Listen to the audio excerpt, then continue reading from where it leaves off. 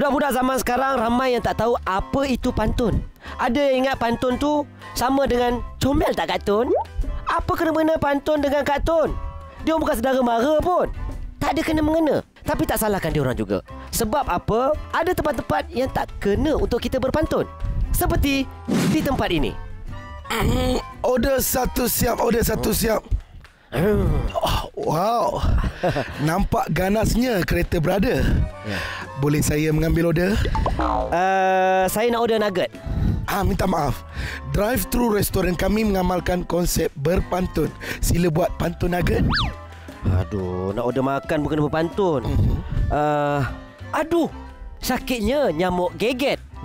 Berikan saya nugget. Pergi ke bandar mencari barang rare. Kenapa pantun abang macam hare? Tolong buat pantun yang lebih kemas, abang. Kalau macam tu tak payahlah orang makan-makan tu. Saya order minum je lah. Cantik. Sila buat pantun air. Nak minum pun nak kena pantun? Ya. Alah. Warisan kita jangan dibia. Berikan saya rupiah. Itu bukan bia, itu biar. Cuba lagi. Nak sedap pakai bearing.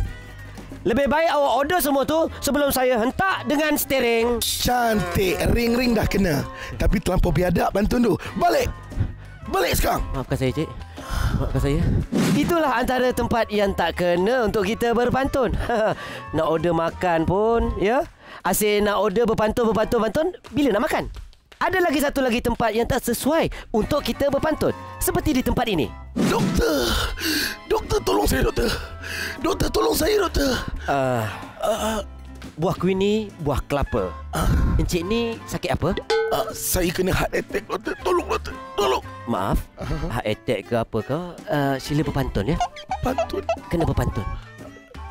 2, 3 kucing berlari. Cantik. Kucing berlari, lari belakang dia. Lagi. Saya dah tak tahan, doktor. Saya dah tak tahan. Tak kena ni. Itu Han, ni Ri.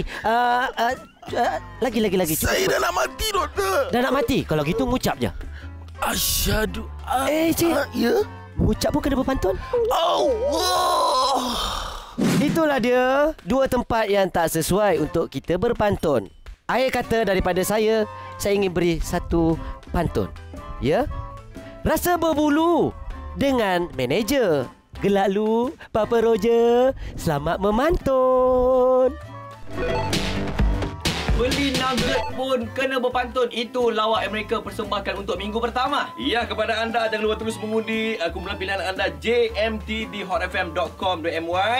Undi banyak-banyak kerana anda yang menentukan siapakah yang bakal jadi juara RM50,000 untuk lawak Waganza. Kelalu Papa Roger. Pantun yang seterusnya, pantun bertemakan makanan. Silakan, apa nama tadi? Albain. Albain. Dipanggil Adrian Makaim. Cepatlah.